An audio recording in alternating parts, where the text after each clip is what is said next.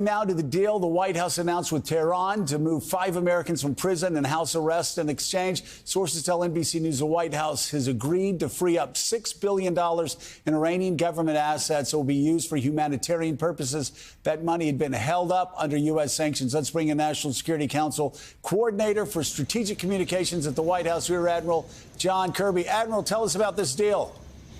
Well, so we're still negotiating the deal, Joe, so we're being a little bit careful about how much we put out in the public space. We're glad that these 5 Americans are now out of Evin prison. That's a good thing. It's a good first step. There's a lot more steps to come here. Now, I've seen the speculation and the criticism about this $6 billion.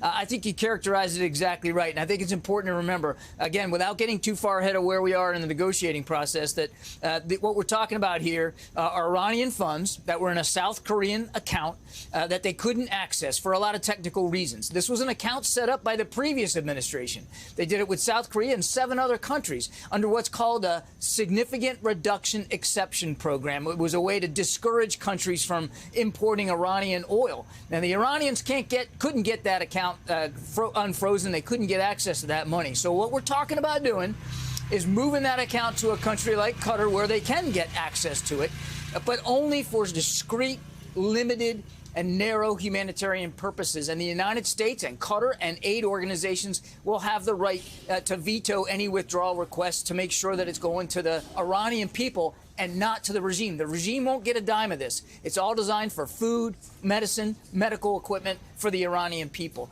And again, this is a move that would make it accessible to them.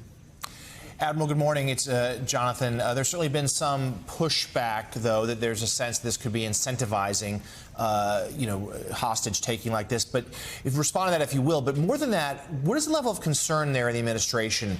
These are not rogue terrorist groups taking hostages. We've seen a rise in recent years of state-sponsored prisoner taking, state-sponsored hostage taking by the Iranians, but also, of course, Russia and elsewhere. It's deeply concerning, Jonathan, and that's why the State Department now has a new label for detention risk for countries around the world. Because you're right, it is now state actors, official governments that are reaching out and trying to detain foreigners, including Americans. And look, I mean, as for this is going to give them an excuse to do more. I mean, it's not like the regime in Iran needed another excuse to see value in detaining Americans any more than Mr. Putin did. It's dangerous in some of these countries, and that's why we warn people before you go. You ought to check out the State Department's website, look at the travel advisories, and make an informed decision before you go to a country like Russia or Iran, where a detention risk is a real possibility. That said, Jonathan, if that happens to you, you need to know that this administration and this president's going to do everything we can to get you home. And we're going to do that as fast as we can. We're going to keep your families informed. And if it means making some tough decisions, well, we'll make those tough decisions.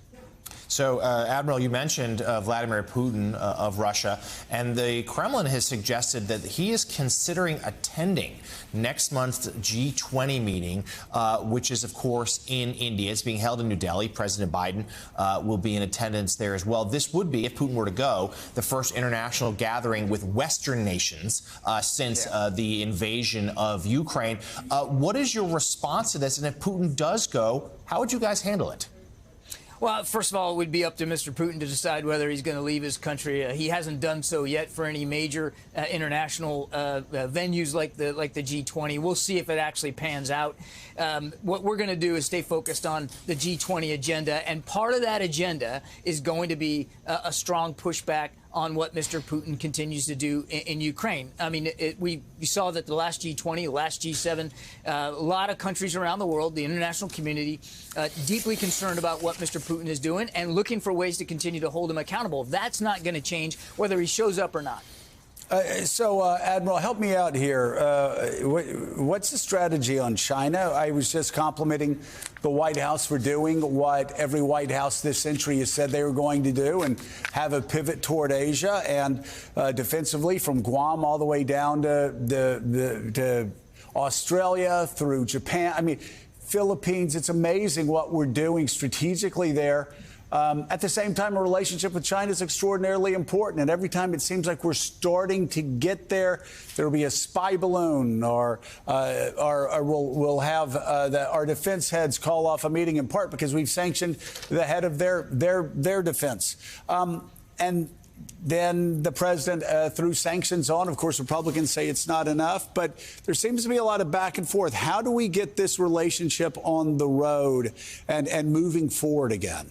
This is one of the toughest, most consequential bilateral relationships that we have in the world. In fact, I'd go so far as to say it's the most consequential bilateral relationship in the world, period. And the president knows that. And he wants to manage that relationship in a responsible way. And one of the ways that he believes is to do this responsibly is to work at it from a competition perspective, not conflict. We're not looking for conflict with China. We are looking to compete with them. And the president believes, I heard you talking about our terrific economy, the president believes the United States is well positioned to win that competition with China. But it's not about decoupling, either from economically or politically and diplomatically. It is about taking the risk down. De-risking is what we're saying. And that's what we're focused on. Now, how do you get that done? You got to keep the lines of communication open, Joe, and that's what the president has really been focused on. Secretary Blinken has been focused on that. The two teams have come together. We're starting to open up some channels of communication to allow for that back and forth. We've had Secretary Yellen over there. We've had Secretary Raimondo over there. John Kerry went over recently. All that's to the good. But we still don't have the lines of communication open with the military. And when you talk about this relationship, the greatest chance for risk and the greatest chance for miscalculation and potentially conflict is in the military sphere, particularly in the Western Pacific. And that's why it's so important to get those lines of communication open between our two militaries. Sadly, they're not really. There was a staff level meeting at the Pentagon here just about a week or so ago, which was a good sign, but we got a long way to go. All right, Admiral John Kirby, thank you very much.